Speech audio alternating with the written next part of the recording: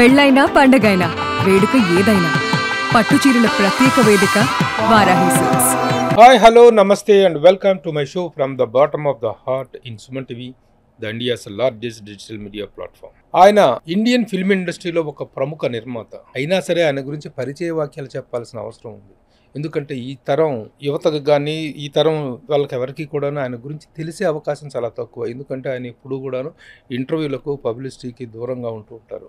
ఇండియాలో ఉన్నటువంటి top stars, అన్ని భాషల్లోని టాప్ స్టార్స్ అందరితో సినిమాలు నిర్మించి గేట్వే ఆఫ్ న్యూ టాలెంట్గా పేరు పొందినటువంటి ఆ సుప్రసిద్ధ నిర్మాత అట్లూరి పూర్ణచంద్రరావు గారు. 90 ఏళ్ల వయసులో కూడా ఈ రోజుకు సంపూర్ణ ఆరోగ్యంతో ఉన్నటువంటి అట్లూరి పూర్ణచంద్రరావు గారిని గద్దర్ అవార్డ్స్లో, గద్దర్ ఫిల్మ్ అవార్డ్స్, తెలంగాణ ప్రభుత్వం ప్రకటించినటువంటి గద్దర్ ఫిల్మ్ అవార్డ్స్లో నాగిరెడ్డి చక్రపాణి అవార్డుతో సత్కరించడం అనేటువంటిది, ఆ అవార్డును వారికి ప్రకటించడం అనేటువంటిది చాలా అభినందించాల్సిన విషయం, చాలా ఆనందించాల్సిన విషయం.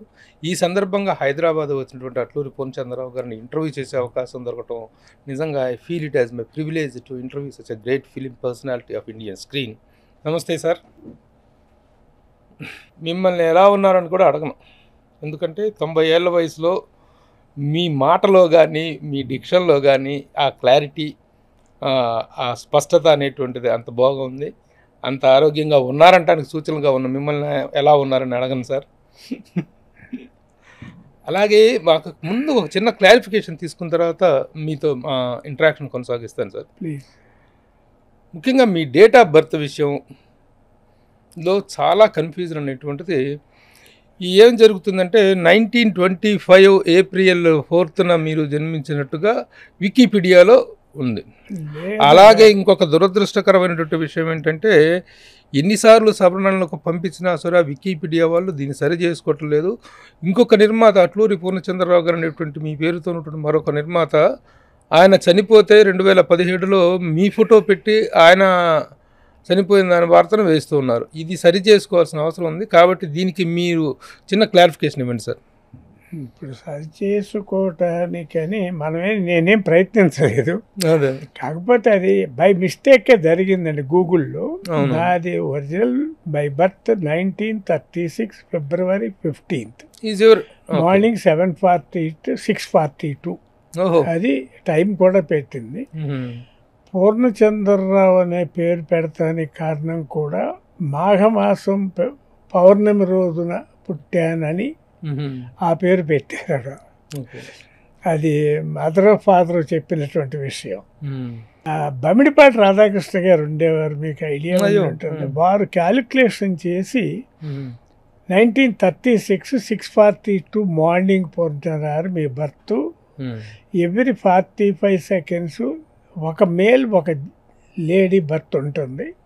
దాంట్లో క్యాలిక్యులేట్ చేసి ఆయన 6:42 ఫిబ్రవరి 15 అని కన్ఫర్మ్ చేశారు. సరే, ఇక తర్వాత ఇంకో పూర్ణచంద్రరావు ఆయన ఉండేవారు, ఆయన చనిపోయారు. నా ఫోటో వేసి ఆయన ఇది చేసి ఆ సినిమాలు అని చెప్పి రాశారు. నాకు చాలా చోట్ల నుంచి ఫోన్లు వచ్చినాయి ప్రభు గారు.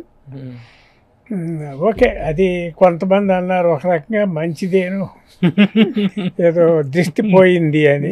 God grace, everything we have to take. ఆ పూర్ణచంద్రరావు గారు 2 సినిమాలు మా నా నాలెడ్జ్లో 2 సినిమాలే తీశారండి. ఆయన నిర్మాతే 2 సినిమాలు తీశారు. ఆయన కమ్యూనిస్ట్ బ్యాక్గ్రౌండ్లో నుంచి వచ్చి ప్రత్యేగాత్మ గారితో ఒకటి, ప్రత్యేగాత్మ గారి బ్రదర్ హేమాంబర్ధర్రావు గారితో ఒకటి తీసినట్టు గుర్తు. Okay, so this is the clarification. ఇక ముందు అయినా సరే మన యూట్యూబ్లో కానీ మన పాత్రికేయ మిత్రులు ఎవరైనా సరే ఆ వికీపీడియాలోకి వెళ్ళినటువంటి సమాచారాన్ని కొంచెం సవరించడానికి అవకాశం ఉంటే మంచిది.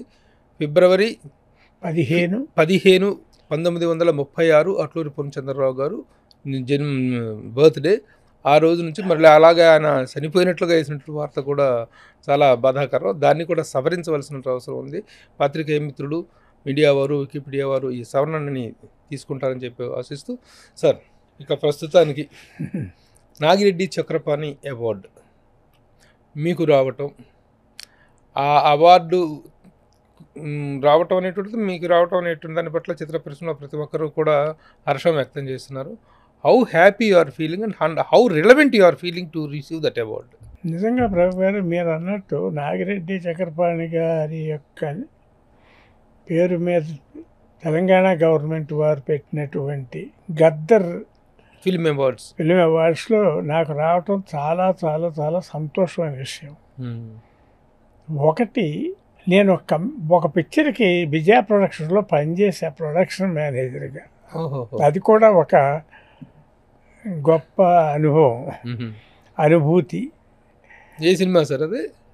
గుండమ్మ కథ. గుండమ్మ కథకి ప్రొడక్షన్ నేను ఫుల్ పిక్చర్ చేయలేదు, కానీ చలపతిరావు గారు వాళ్ళ ప్రొడక్షన్ మేనేజర్కి టైఫాయిడ్ జ్వరం ఏదో వస్తే కేవీ రెడ్డి గారు వారింటి ఎదురుగుండానే నేను అద్దెకుండేవాడిని.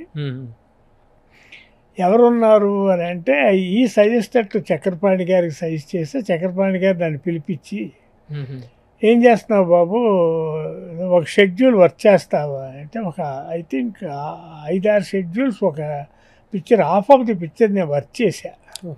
అది కూడా ఒక అదృష్టంగా. చాలా విషయాలు చక్రపాణి గారి దగ్గర నుంచి, కేవీ రెడ్డి గారి దగ్గర నుంచి, మాస్ బారెట్లా గారి దగ్గర నుంచి నేను నేర్చుకోవటం జరిగింది. ఒకటి క్రమశిక్షణ, టైమింగ్ అంటే మెయింటైన్ చేయటం అనేది చక్రపాణి గారు చాలా ఇదిగా చెప్పేవారు. నాగిరెడ్డి గారు అంత ఇంటర్ఫీర్ అయ్యేవారు కాదు, కానీ అది ఇప్పుడు ఆ పేరు మీద వారి పేరు మీద నాకు ఈ అవార్డు రావడం చాలా సంతోషమైన విషయం. ప్రొడక్షన్ కంట్రోల్ అంతా కూడా చక్రపాణి గారే చూసేవారు. నాగిరెడ్డి గారు ఓన్లీ బిజినెస్ సైడ్ చూసుకునేవారు, ఫైనాన్షియల్ సైడ్ చూసుకునేవారు. కానీ సో అలాంటి ఇద్దరు ప్రముఖుల పేరు మీద పెట్టినటువంటి అవార్డు మీకు రావడం వాళ్ళ సినిమాకి చాలా సంతోషమైన విషయం. కానీ నాకు ఈ సందర్భంగా ఒక సందేహం, ఒక బాధను కూడా నేను వ్యక్తం చేయాలనుకుంటున్నాను. 9 భారతీయ భాషల్లో 87 చిత్రాలు నిర్మించి అందరూ టాప్ స్టార్స్తో సినిమాలు తీసినటువంటి ఒక greatest film maker of Indian screen Atluri Purnachandrarao గారు అంటే, కానీ మీకు భారతదేశంలో అత్యున్నత సినీ పురస్కారం అంటే దాదాసాహెబ్ ఫాల్కే అవార్డు కానీ, తెలుగులో రఘుపతి వెంకయ్య అవార్డు కానీ రాకపోవటం, ఇంకా మీ సామర్థ్యానికి మీ స్థాయికి తగినటువంటి గౌరవాలు మీకు దక్కకపోవటం ఎలా అనిపిస్తుంది మీకు? ఈ అవార్డు పట్ల ఇంత సంతోషం వ్యక్తం చేస్తున్నారు, కానీ వీటికంటే పెద్ద అవార్డులు అందుకోగల అర్హత ఉన్నటువంటి మీ వ్యక్తి మీరు. ప్రభు గారు, మీ నోటి చదవ వల్ల ఏదో అంటే అవార్డులు తీసుకుంటానో గొప్ప చిత్రాలు నిర్మిస్తానో అనుకుని నేను ఫిల్మ్ ఇండస్ట్రీకి రాలా. నిజం చెప్పాలి అంటే నాకు పెద్దగా ఇంట్రెస్ట్ లేనటువంటి లైన్ ఫిల్మ్ ఇండస్ట్రీ. అయినా కానీ బ్రతుకు తెరువు కోసమే ఎంటర్ అయ్యి ఈ లైన్ ఈజీ అయ్యింది నాకు. మిగిలిన ఏ లైన్కి వెళ్ళాలన్నా కొంత ఎక్స్పీరియన్స్, చదువు, బ్యాక్గ్రౌండో కావాలి. అది ఏదీ లేకుండా నేను ఈ లైన్లో ఎంటర్ అయ్యాను అని అంటే నాకే చాలా ఆశ్చర్యంగా ఉంది. అఫ్కోర్స్ అంటే ఆసక్తి లేకపోయినా, అనుభవం లేకపోయినా, మరే దారి లేకుండా ఇండస్ట్రీలోకి వచ్చామని చెప్తున్న సెన్స్ కనిపిస్తుంది మీరు. అదే 100% మీరు చెప్పినటువంటి మాట కరెక్ట్ మాట.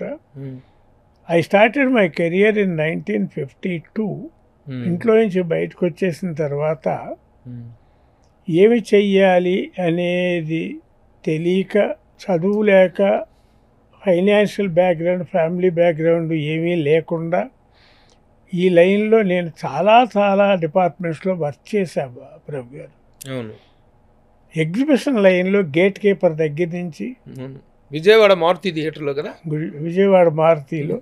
విజయవాడ మారుతి థియేటర్ అంటే the first theatre in Andhra Pradesh. అది అప్పుడు డూండేశ్వరరావు గారు ఉన్నారే ఫిలిం వారి నాన్నగారు శ్రీనివాసరావు గారి థియేటర్. దాంట్లో గేట్ కీపరు, బుకింగ్ క్లర్కు, థియేటర్లో ప్రొజెక్టర్లను క్లీన్ చేసి ఆపరేటర్కి అసిస్టెంట్ దగ్గర నుంచి అసిస్టెంట్ మేనేజర్ అయ్యాది అదే థియేటర్లో. తర్వాత ఏదన్నా కానివ్వండి, అక్కడి నుంచి ఫిలిం డిస్ట్రిబ్యూషన్ లైన్లోకి వచ్చి రిప్రజెంటేటివ్గా నవైగా ఫిలిమ్స్లో రిప్రజెంటేటివ్, పబ్లిసిటీ క్లర్కు, గుంటకల్ ఆఫీస్లో నవైగా ఫిలిమ్స్లో అసిస్టెంట్ మేనేజర్ పోస్ట్ దాకా వెళ్ళి ఇవన్నీ కూడా అనుకోని విధంగా జరిగినటువంటి. అక్కడి నుంచి తాతేని ప్రకాశ్రావు గారు ఎల్వి ప్రసాద్ గారి సినిమా 20,000 పని డైరెక్ట్ చేశారు. నాగేశ్వరరావు, జమున. ప్రకాష్ సార్ ఎల్వి ప్రసాద్ గారు అబ్బాయి ఆనంద్ బాబు గారు ఉండేవారు ఆ రోజుల్లో. ఆయన చూసేవారు ఎక్కువ ఆనంద్ సినీ production. సర్వీస్ అధినేత. వీళ్ళందరూ కూడా నాగేశ్ సారు, జమున, ప్రకాష్ రావు గారు, యోగానంద్ గారు, ఆనంద్ బాబు గారు కర్నూలులో 50th డే ఫంక్షన్ చేసాం ఆ పిక్చర్కి. ఆ సందర్భంలో గుంటకల్ నుంచి వాళ్ళు మెడ్రాస్ వెళ్ళాలి. గుంటకల్లో వాళ్ళకి టిఫిన్ ప్లేటు, కాఫీ కప్పులు, మజ్జిగ కప్పులు, గ్లాసులు ఇస్తూ నేను నెమ్మదిగా వెళ్ళి తాతాని ప్రకాష్ రావు గారు చెవు దగ్గరికి వెళ్ళి, సార్ నేను మెడ్రాస్ వస్తాను, మీ దగ్గర అసిస్టెంట్గా చేర్చుకుంటారా నన్ను అని అడిగా. ఆనంద్ బాబు ఉండి, ఏంటి ఆయనతో అంత చనువుగా మాట్లాడుతున్నావు, నీకు ఆయన ఇంతకుముందు పరిచయం ఉందా అని అడిగా. నేను లేదండి అన్న. మరి ఏమిటి అంత దగ్గరికి వెళ్ళి అడుగుతున్నావు అంటే, ప్రకాష్ రావు గారు అన్నారు మెడ్రాస్ వస్తాను, నన్ను అసిస్టెంట్గా పెట్టుకుంటారా మీ దగ్గర అని అడుగుతున్నాడు. ఓ ఇక్కడ చేసే ఉద్యోగం చాలదా అని ఆనంద్ బాబు గారు కొంచెం కటువుగా. నా మైండ్లో ఉన్నది ఏంటంటే, నూతిలో ఉన్న కప్ప అక్కడే ఉండకూడదు, ఎక్కడికొక చాట ఎదగాలి అనేటటువంటి ఒక కోరిక, పైకి రావాలి అనేది. అట్లాగే ఆయన ఓకే అన్నారు. నేను మెడ్రాస్ వచ్చి ఆయనకు ఒకే పిక్చర్ ఉంది, అమర్దీప్ అని హిందీ ఒకటే చేస్తున్నారు అప్పుడు ఆయన. నాకేదన్నా తెలుగు పిక్చర్ వస్తే దాంట్లో పెట్టుకుంటాను బాబు, అప్పటిదాకా ఏదన్నా చూడు అంటే విఠలాచారి గారి దగ్గర అసిస్టెంట్ డైరెక్టర్గా చేరా. ఆయన చెప్పారా? కానీ ఎక్కువ రోజులు చేయలేక బయటకు వచ్చేసి ఆయన టెంపరమెంటు నాకు అంతగా అడ్జస్ట్ కాలేకపోయా. బాగా కోపిస్తండి విఠలాచార్య గారు. సార్ విఠలాచార్య గారు బాగా కోపిస్తా? కోపిస్తే ఆయన కొంచెం ఏమంటారంటే ఫైల్స్ కంప్లైంట్ ఉన్నటువంటి ఇరిటేట్ అవుతారు చూడండి, అట్లాంటి మనిషి. తర్వాత పీపుల్లయ్య గారి దగ్గరికి రావాల్సి వచ్చింది. పీపుల్లయ్య గారు అప్పుడు 3 పిక్చర్లు చేస్తున్నారు, పాండురంగ మహత్యం, వెంకటేశ్వర మహత్యం. 3 పిక్చర్లో నేను బండరాముడు అని ఎన్టీ రామారావు, సావిత్రి గారు, ఆ పిక్చర్కి తెలుగుకి ఆయనకి 4వ అసిస్టెంట్గా చేరా. ఆమంచర్ల శేషగిరిరావు గారు, వి రామచంద్రరావు, కేఎస్ఆర్ దాస్ గారు, 4వ వాడి నేను. అక్కడ కూడా తప్పు ఉంది నాలో, కలాప కొడుతూ నా షాడో అక్కడ కెమెరా మీద ఇదయిందని లక్ష్మీనారాయణ గారు, అన్నయ్య గారు అని కెమెరామెన్ ఉండేవారు. షార్ట్ కట్ చెప్పిన తర్వాత పుల్లయ్య గారు, సార్ చిన్న ప్రాబ్లము, అక్కడ ఎవరిదో తల షాడో కనపడతా ఉందండి అంటే ఆయన కూడా ఇదే కండిషన్. విఠలాచారి గారి పద్ధతి ఇరిటేట్ అయిపోయి సెట్లోనే నన్ను బూతులు తిట్టాడు. వారి పేరే బూతుల పుల్లయ్య గారు కదా? బూతుల పుల్లయ్య గారు వారి పేరు. అంటే పుల్లయ్య గారికి ఎంతటి మహా దర్శకుడు, ఎంత గొప్ప దర్శకుడు, పెద్ద డైరెక్టర్ గారే కానీ సి పుల్లయ్య గారు ఎంత సాఫ్టో, పి పుల్లయ్య గారు అంత ఇరిటేటెడ్, కోపిస్తే. అక్కడి నుంచి మీకు గుర్తుండే ఉంటుంది, భావనారాయణ గారు, డిబి నారాయణ గారు వాళ్ళు పెద్ద ప్రొడ్యూసర్స్ ఆ రోజుల్లో. మన రాఘవేంద్రరావు డైరెక్టర్ రాఘవేంద్రరావు గారి ఫాదర్ కేఎస్ ప్రకాశ్రావు గారి స్టూడియోలో పనిచేశారు, ప్రకాష్ స్టూడియో. ఆదిర్ సుబ్బారావు గారి ఫస్ట్ పిక్చర్ అమర సందేశం. ఆయన అసిస్టెంట్ డైరెక్టర్గా ఉండేవారు ప్రకాష్ రావు గారి దగ్గర. భావనారాయణ గారి ప్రొడక్షన్, డిబి నారాయణ గారు ఫైనాన్స్ చూస్తూ ఉండేవారు ఆ కంపెనీలో. వారు బయటకు వచ్చి సొంతంగా సాహిని ఆర్ట్ ప్రొడక్షన్స్ అని పెట్టి అమర్ సందేశం తీశారు. ఆది సుబ్బారావు గారి ఫస్ట్ సినిమా.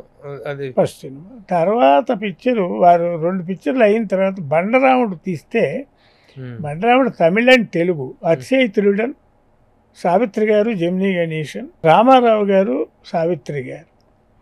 ఏదో ముందు కొన్ని కారణాల వల్ల తమిళ్ రిలీజ్ ముందు చేసేసారు, తమిళ్ పెద్దగా పోలేదు, డిసప్పాయింట్ చేసినట్టుంది. తెలుగుకి నేను అసిస్టెంట్ డైరెక్టర్గా బండరాముడు.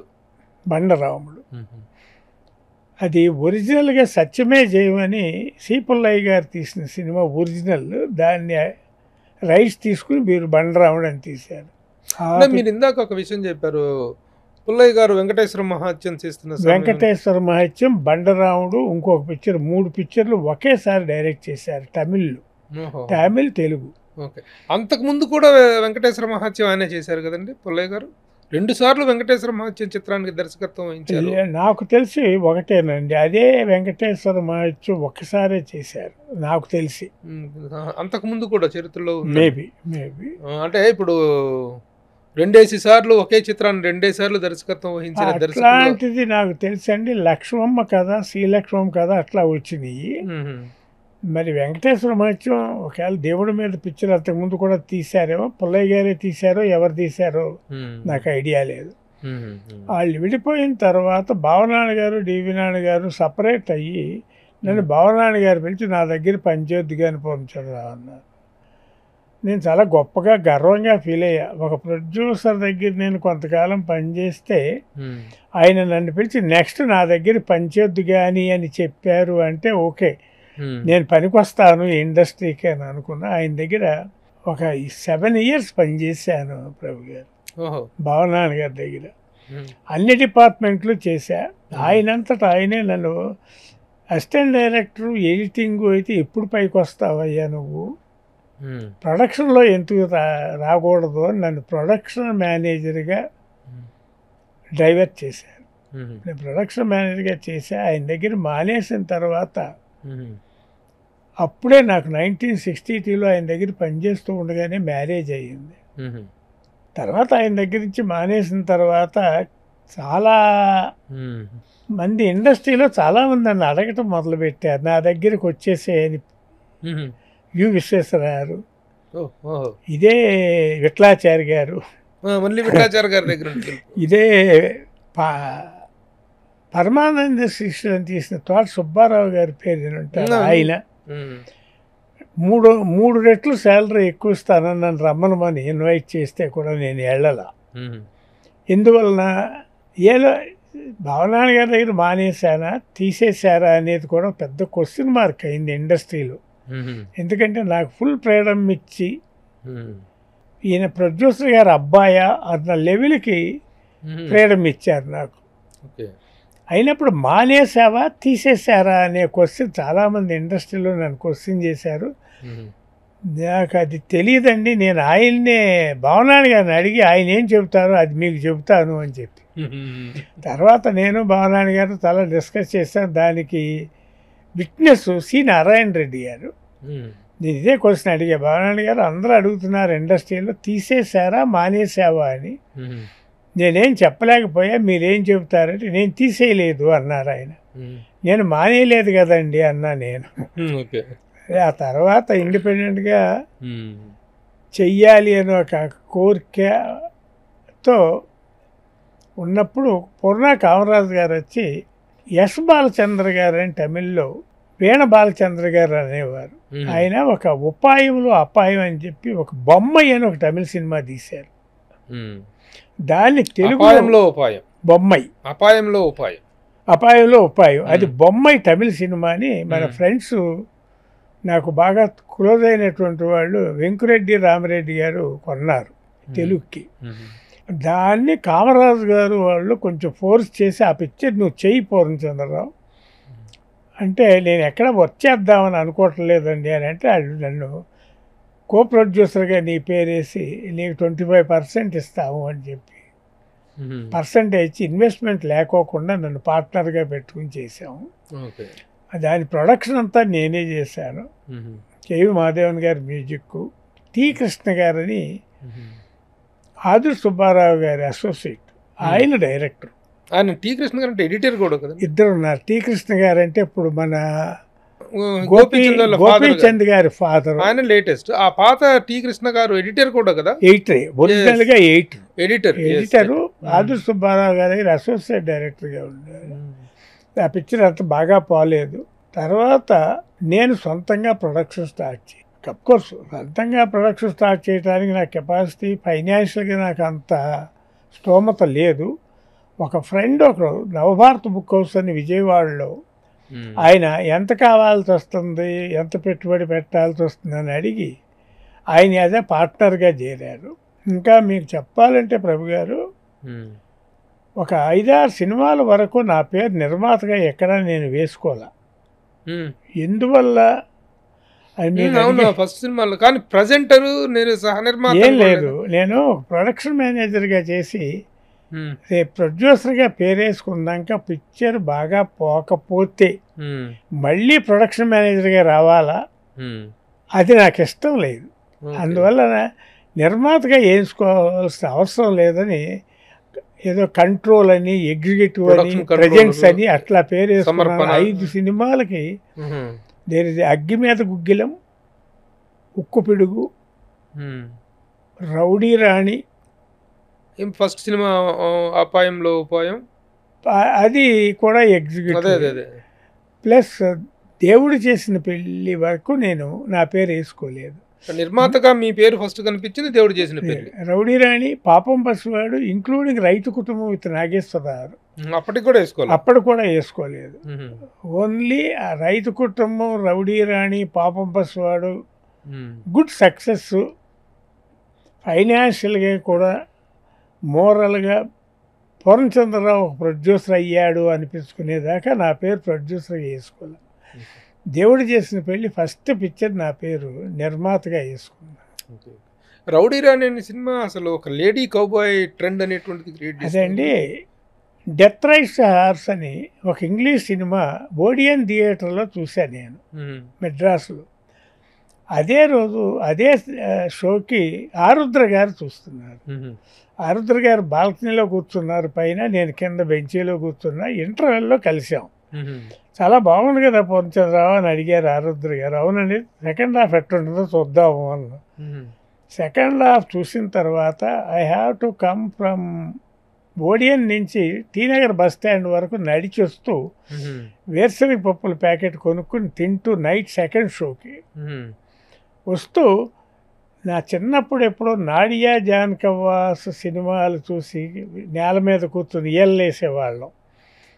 ఇది గుర్రం గేటు మీద నుంచి జంప్ చేసింది, రైలు వెళ్తూ ఉంది, వెనకాల పోలీస్ జీపు చేస్తూ ఉంది, పోలీస్ జీపు జంప్ చేయలేదు, గుర్రం జంప్ చేసింది అన్నప్పుడు కుర్రాళ్ళం కూర్చుని నేలలో అది గుర్తొచ్చి దాన్ని లేడీ ఓరియంటెడ్ చేస్తే ఎట్లా ఉంటుంది అని అనిపించి నేను లేడీ ఓరియంటెడ్ చేశా. కృష్ణ గారిని పెట్టి డూండేశ్వరరావు గారు ఆరుద్ర గారి దీంతో ఆయన హీరోగా చేశారు. కోడలు దిద్దిన కాపురం అని ఎన్టీ రామారావు గారి 100వ చిత్రం మీద రిలీజ్ చేయాల్సి వచ్చింది అనుకోకుండా. Because of date, because of distributor ఫోర్స్తో నేను ఎంతో రిక్వెస్ట్ చేశా లక్ష్మీ ఫిల్మ్స్ వారిని, సార్ రామారావు గారిది పెద్ద పిక్చరు, దాని మీద మనం వెళ్తున్నాము, ఓపెనింగ్ కూడా రాకపోతే ఇబ్బంది పడతా. ఆయన నన్ను చాలా చక్కగా కన్విన్స్ చేశాడు శివరామకృష్ణ గారు. లేదు పూర్ణచంద్రరావు, అదే ఒక హైలైట్ అని అనుకో, అదే ఒక పెద్ద పబ్లిసిటీ అనుకో అని. నెల్లూరు కాంతారావు గారు అని పైల్వాన్ మీరు వింటారు, ఆయన థియేటర్ కనకమాధవ్, కొడలు దిద్దిన కాపురం రాధామాధవ్ 2 థియేటర్లో చేశారు. పక్కనే థియేటర్స్ కనకమాధవ్, రాధామాధవ్. నేను నెల్లూరు వెళ్ళా, కేఎస్ఆర్ దాసు, నేను, కోదండపాణి గారు, కన్నప్ప గారు కెమెరామెన్. నాకు థియేటర్కి వెళ్తాను, ఇంకా నేను స్నానం చేయలేదు, మీరు వెళ్ళిరండి థియేటర్కి అని వీళ్ళ ముగ్గురిని పంపించా.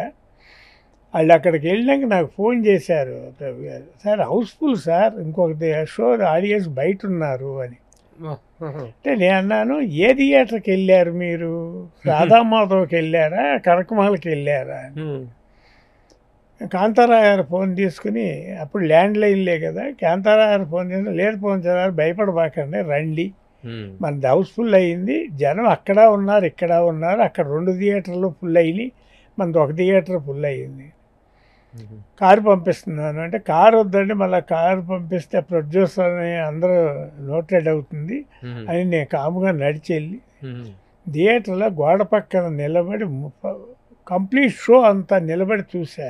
ప్రభు గారు వెరీ గుడ్ రెస్పాండ్ వచ్చింది. ఓకే, వెంకట్ గారు అని ఉండేవారు, మీకు ఐడియా ఉంది, ఆంధ్రప్రభలో సినిమా సెక్షన్ రాశారు. ఆయన సినిమా ఫస్ట్ షో చూసి, పూర్ణచంద్రరావు ఈ పిక్చర్ 25 lakhs కలెక్ట్ చేస్తుందయ్యా అన్నాడు. ఆ రోజుల్లో నాగేశ్వర సినిమా, రామారావు సినిమానే 25 లక్షలు కలెక్ట్ చేసేది. ఊరుకోండి వెంకట్ గారు, అంత మరీ అత్యాస వద్దులేండి మనకి అని అన్నా.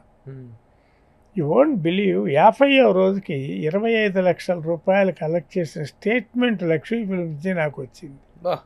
ఎక్కడున్నాడు ఈ వెంకట గారిని అడిగితే ఆంధ్ర క్లబ్లో పేకాడుకుంటున్నాడు. వెళ్ళి ఇట్లా వెనకాల నుంచి ఒక కవర్ ఆయన పాకెట్లో పెట్టి వెళ్ళిపోయా.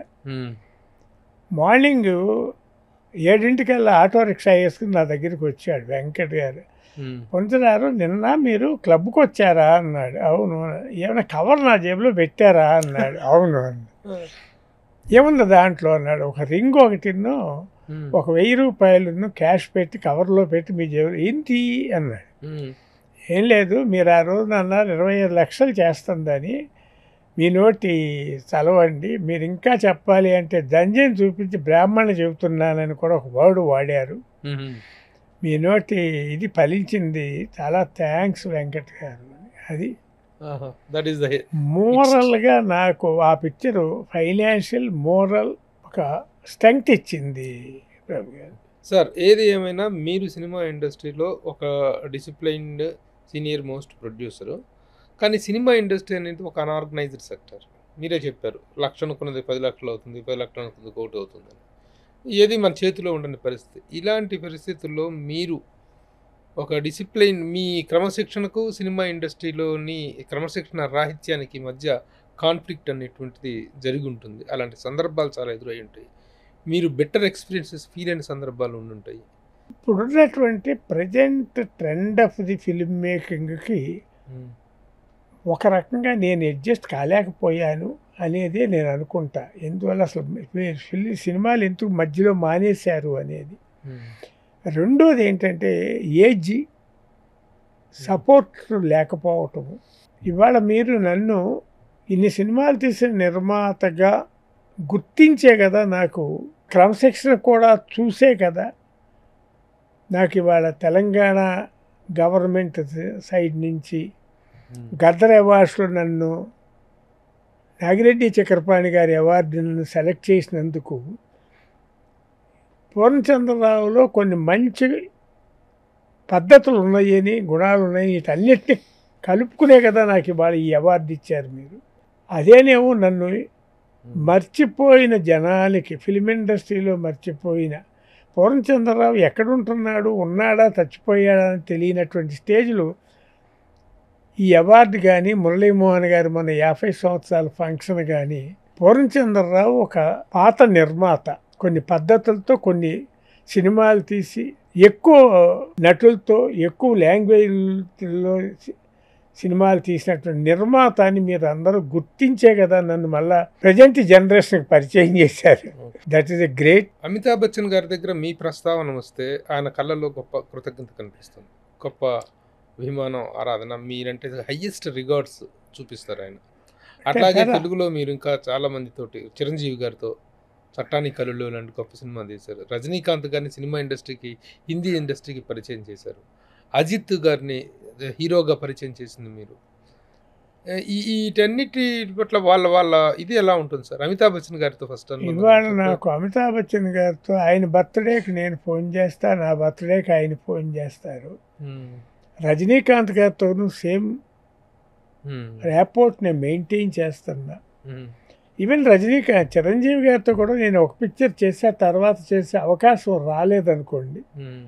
అజిత్ వీళ్ళందరినీ పరిచయం చేశాను, కానీ వాళ్ళతో ఎక్కువ నాకు ర్యాపోర్ట్ ఇవాళ సినిమా ఇండస్ట్రీలో హిందీలో అమితాబ్ గారితోనూ, సౌత్లో రజనీకాంత్ గారితో ఉన్న ర్యాపోర్టు నేను మిగిలిన వాళ్ళందరితోనూ అంత దగ్గరగా, అంత చనువుగా, ఫిల్మ్ ఇండస్ట్రీ నుంచి కొంచెం నేను మానేసి దూరం అయిన తర్వాత వీళ్ళిద్దరితో ఎక్కువ అవినాభావ ఎప్పుడు నేను బాంబే వెళ్ళినా అమితాబ్ గారికి ఫోన్ చేసి వెళ్ళి ఒక 2 గంటలన్నా కూర్చుని లేదా ఒక పూట భోజనం చేసే వస్తా ఆయనతో.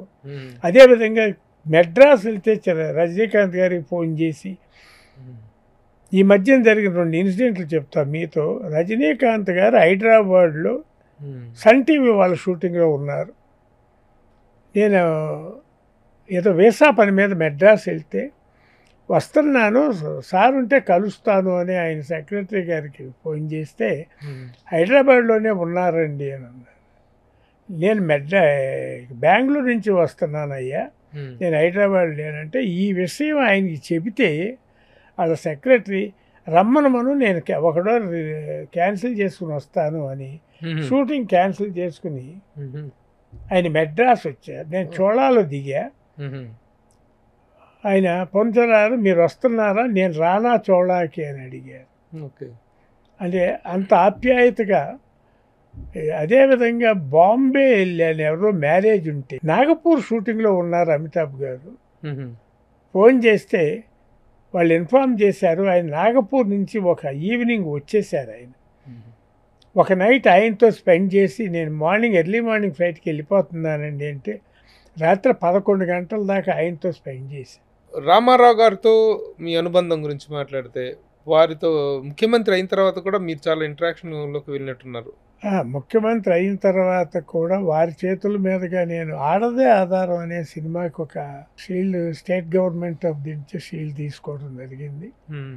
తర్వాత ఆయన విశ్వామిత్ర షూటింగ్ చేసేటప్పుడు మీనాక్షి శేషాద్రి, అరుణా ఇరానీ, అంజద్ ఖాన్ వీళ్ళందరినీ నేనే ఆయనకి బాంబే నుంచి అరేంజ్ చేసి పంపించడం జరిగింది.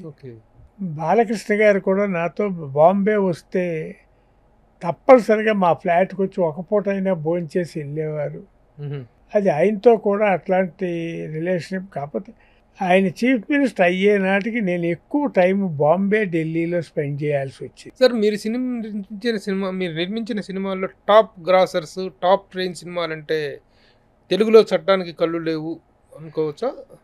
తెలుగులో చట్టానికి. కాకపోతే మీకు ఇంకొక విషయం చెప్పాలి. నేను తీసినటువంటి 87 సినిమాల్లో 6 బ్యానర్ల మీద తీయటం జరిగింది.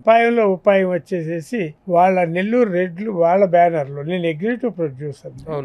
తర్వాత నవభారత్ ఫిలిమ్స్, నవోదయ, శ్రీలక్ష్మి ప్రొడక్షన్స్, బాబు మూవీస్, శేఖర్ ప్రొడక్షన్స్, తర్వాత లక్ష్మీ ప్రొడక్షన్స్.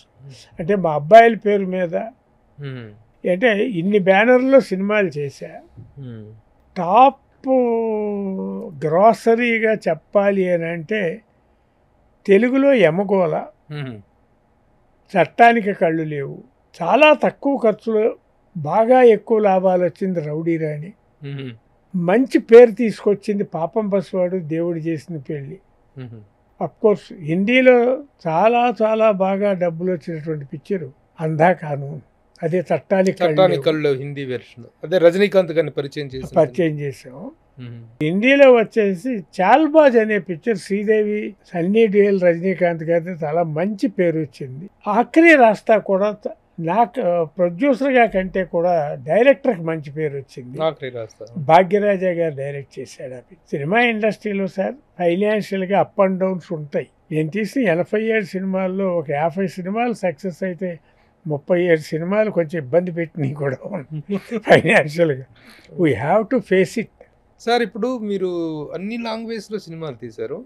ముఖ్యంగా నార్త్లో అంటే బాలీవుడ్లో నైట్ లైఫ్, నైట్ షూటింగ్, సౌత్లో డే లైట్, డే షూటింగ్.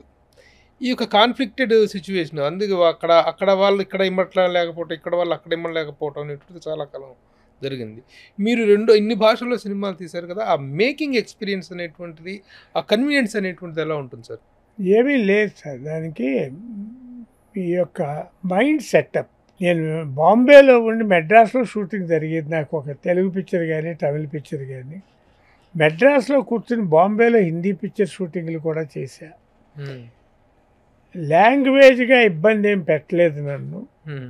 ఎక్కడికక్కడ ట్రాన్స్లేట్ చేసేవాళ్ళు, చెప్పేవాళ్ళు, అట్లాంటి క్రూని పెట్టుకున్నా. ఐఎమ్ వెరీ హ్యాపీ ప్రభు గారు. ఎందుకంటే వెరీ గుడ్ టెక్నీషియన్స్తో నేను మూవ్ అయ్యా. నాకు రాహీమ్ అస్సుం రజా గారని Aligarh university professor, is Bangladesh extreme communist. ఆయనతో 14 సినిమాలు మాటలు రాసినటువంటి హిందీ పిక్చర్కి నాకు మాటలు రాసినటువంటి ఒకే ఒక రైట్. సార్, ఇన్నేళ్ళ మీ కెరీర్లో ఎప్పుడైనా మనస్తాపానికి గురైన సందర్భం ఉందా? ఏం లేదు సార్. పిక్చర్ సక్సెస్ అయితే చాలా హ్యాపీగా ఉంటాం. సక్సెస్ కాకపోతే మీరు అడిగిన పాయింటే అనుకోండి. అంటే ఎందుకు సక్సెస్ కాలేదు, దాంతోపాటు మీరు అడిగిన మనస్తాపం, ఫీలింగ్స్ ఉంటాయి. రెక్టిఫై చేసుకోగలుగుతాం నెక్స్ట్ పిక్చర్. అత్యంత బాధ కలిగించిన, నష్టాన్ని కలిగించిన ఫెయిల్యూర్ అంటే ఇది చెప్తారు. ఒక సెవెంత్ హెవెన్ లాంటి ఆనందాన్ని ఇచ్చినటువంటి సక్సెస్ అంటే ఇది చెప్తారు. ఫెయిల్యూర్ అంటే లాస్ట్లో నేను చేసిన 2 సినిమాలు మిజరబుల్ డిసప్పాయింట్ చేసినాయి సార్. అవునన్నా కాదన్నా, శైలజా కృష్ణమూర్తి చాలా చాలా డిసప్పాయింట్ చేసినాయి. అంతకుముందు తీసిన వెంకీ బాగానే ఆడింది. వెంకీ నిజంగా బాగా ఆడింది కానండి, నాకు ఫైనాన్షియల్గా నేనేం పెద్ద బెనిఫిట్ పొందలేదు. రీజన్ ఏంటంటే అది ఏరియా వైజ్ అమ్మటం జరిగింది, కొనుక్కున్న వాళ్ళు బెనిఫిట్ పొందారు. ఓకే, నాకు ఖర్చు ఎక్కువ అయ్యింది. శైలజా కృష్ణమూర్తి అవునన్నా కాదన్నా పాయింట్లు మంచి పాయింట్లే అని అనుకున్నాం. సెల్యులాయిడ్ మీదకి వచ్చేసరికి కథ రాసుకున్నప్పుడు వచ్చినటువంటి అది ఇంపాక్ట్ రాలా. అది దాన్ని ఆడియన్స్ రిజెక్ట్ చేశారు. ఎందుకు రిజెక్ట్ చేశారు అనేది తర్వాత తెలుసుకున్నాం. ఇంకా ఈ టైంలో ఇంక మనం సినిమాలు వద్దు అని అప్పటికే నాకు ఒక బాగా గుర్తు, ఎల్వి ప్రసాద్ గారు 23 సినిమాలు సిల్వర్ జూబ్లీలు చేసి ఆఖరిలో 2 సినిమాలు మెజర్ ఫ్లాప్ చేశారు హిందీలో. ఒకటి స్వాతి, క్రాంతి కుమార్ గారు తెలుగులో చాలా మంచి సక్సెస్. ఆ పాయింట్ యాక్సెప్ట్ చేయలే అక్కడ. ఏది కూతురు తల్లికి పెళ్లి చేయటం అనే పాయింట్ని. అలాగే మేరా ఘర్ మేరా బచ్చా అని ఒక మరాఠీ డ్రామా చూసాను నేను, ప్రసాద్ గారు. నన్ను చెయ్యి నువ్వు తెలుగులో అన్నారు. నాకు తృప్తిగా లేదండి సబ్జెక్టు అన్నా. ఆయన హిందీ చేశారు, అది మిజరబుల్ ఫెయిల్ అయ్యింది. ఆయన బాత్రూంలో పడి కాలు ఫ్రాక్చర్ అయ్యి విజయ హాస్పిటల్లో ఉంటే నేను చూస్తానికి వెళ్తే, ఏం చేస్తున్నావు పూర్ణచంద్రరావు అని అడిగారు. ఏదో సబ్జెక్ట్ ఏదో చేస్తున్నా. ఒక సబ్జెక్ట్ ఏదన్నా నాకు కూడా చూడు అన్నారు. నేను మీకు సబ్జెక్ట్ చూసేవాడినా, ఎందుకు ఫాదర్ ఈ ఏజ్లో ఇంకా మీరు ఇంకా దాని మీద ధ్యాస పెట్టుకున్నారు, రిలాక్స్ అవ్వండి అంటే ఆయన ఒక మాట అన్నారు, 23 సినిమాలు సిల్వర్ జూబ్లీ చేసి 2 ఫెయిల్యూర్స్తో నన్ను రిటైర్ అవ్వమంటావా పూర్ణచంద్రరావు. అది నిజంగా అట్లాంటి నిర్మాత దర్శకులకి ఆ 2 సినిమాలు ఫెయిల్యూర్ ఎంత బాధ కలిగించింది అనేది ఆయన మాటల్లో నేను విన్నా. అఫ్కోర్స్ అదే పద్ధతి ఇప్పుడు మీకు చెప్పినట్టు అవునన్నా కాదన్నా అండ్ శైలజా కృష్ణమూర్తి నేను అనుభవించా. ఇంకా వేర్ ఇస్ ది గ్యారంటీ? ఇంకొక సినిమా చేసినందువల్ల మీరు సక్సెస్ అవుతారని గ్యారంటీ ఉందా? లేదు. అందులో సినిమా పరిశ్రమలో అసలు లేదు. నాట్ ఓన్లీ సినిమా, ఏ బిజినెస్లో అయినా there is a success, there is a failure. Okay sir, ఇప్పుడు failure or success whatever it is, ఆ క్రెడిట్ని ఇప్పుడు ఫెయిల్ అయితే మీరు ఆ డైరెక్టర్ని నిందిస్తారా? ఎవరిని నిందిస్తారు? మిమ్మల్ని మీరు నిందించుకుంటారా? Who is the reason for the failure of a film అంటే ఏం చెప్తారు? బాధ్యత డైరెక్టర్ కూడా ఉండగానండి మీ యొక్క అదృష్టమా దురదృష్టం కూడా మీరు డిపెండ్ అయి ఉన్నారు. అంటే మీరు ఆ డైరెక్టర్ని పెట్టుకున్నప్పుడు ఆ డైరెక్టర్కి నచ్చిన కదా, మీకు నచ్చిన కదా, ఆ డైరెక్టర్ హ్యాండిల్ చేస్తున్నాడా సరిగ్గా చూసుకోవాల్సిన బాధ్యత కూడా మీకు ఉంది కదా. వేర్ ఐ యామ్ ఫెయిల్యూర్, అది అందరిలోనూ ఉంది. కథ రాసిన వాళ్ళు గోపీమోహన్ అని ఆయన కథ, అది నిజం చెప్పాలి అంటే శైలజా కృష్ణమూర్తి దాన్ని ఫ్లాష్ బ్యాక్ల్లో చాలా గొప్పగా చెప్పాడు నాకు కథ. శివనాగేశ్వరరావు గారు హ్యాండిల్ చేసిన దాంట్లో ఫ్లాష్ బ్యాక్లు లేకుండా సింగిల్ ట్రాక్లో వెళ్ళింది కథ. దేర్ ఈజ్ ఏ మిస్టేక్ ఏమో అని అనుకున్నాను నేను. అట్లాగే కథ చెప్పినప్పుడు తేజ అవునన్నా కాదన్నా దాన్ని ట్రీట్ చేసిన విధానం, సెల్యులాయిడ్ మీద ఎక్కించిన విధానంలో రాలా. అది కూడా ఒక రీజన్ అయ్యి ఉంటుంది. యాక్చువల్గా చాలామంది నిర్మాతలు కథలు విన్నప్పుడు ఉండే ఫీల్ అయ్యేంతటి ఎగ్జైట్మెంట్ దాన్ని తెర మీద చూసుకున్నప్పుడు మిస్ అవ్వటమే ఫెయిల్యూర్స్కి కారణం అవుతుంది అనేటువంటిది లేదు ప్రభు గారు. ఒక పాయింట్ కూడా మీరు దయచేసి, కథ రాసినటువంటి ఆథర్ కథ చెప్పినప్పుడు ఉన్న ఆ స్వీట్నెస్ ట్రీట్మెంట్ దగ్గరికి వచ్చేసరికి కొంత మార్పులు వస్తాయి, డైలాగ్ స్టేజ్కి వచ్చేసరికి ఇంకా మార్పులు వస్తాయి. దర్శకులుగా దాన్ని హ్యాండిల్ చేయటానికి వచ్చినప్పుడు కథ ఎట్లా రాశాడో రైటరు అంత స్వీట్నెస్ డైరెక్టర్ స్టేజ్ సెల్యులాయిడ్ మీద ఎక్కిస్తానికి రాకపోవచ్చు. దానికి నటుల్లో కూడా దాన్ని పండించే విధానంలో డైరెక్టర్ వాళ్ళ దగ్గర నుంచి ఎక్స్ట్రాక్ట్ చేసే విధానంలో కూడా రాకపోవచ్చు. ఒకళ్ళని మనం అనుమానించి ఒకళ్ళని బ్లేమ్ చేయటం అనేది మంచి పద్ధతి కాదు. సార్, ఈ రోజున తెలంగాణ రాష్ట్ర ప్రభుత్వం మీకు ప్రదానం చేస్తున్నటువంటి నాగిరెడ్డి చక్రపాణి అవార్డు అనేటువంటిది మీ అవార్డుల పరంపరకు ఒక ప్రారంభంగా అనుకోవచ్చా? ఎందుకంటే ఇప్పటి వరకు మీరు కొంత జనజీవనానికి దూరంగా ఉన్నారు. అట్లూరి పూర్ణచంద్రరావు గారు అంటే మేము ఎత్తుక్కోవాల్సిన పరిస్థితి. ఎక్కడున్నారు? కూర్గ్లో ఉన్నారా, బెంగళూరులో ఉన్నారా అనే ఒక అవేలో ఉన్నారు మీరు.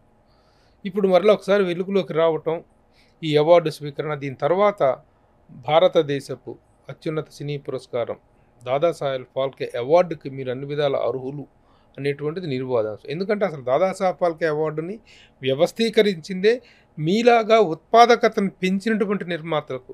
9 భాషల్లో 87 చిత్రాలు నిర్మించిన నిర్మాతకు దాదాసాహెబ్ ఫాల్కే అవార్డు రాకపోవటం అనేటువంటిది నిజంగా బాధాకరమైన విషయం.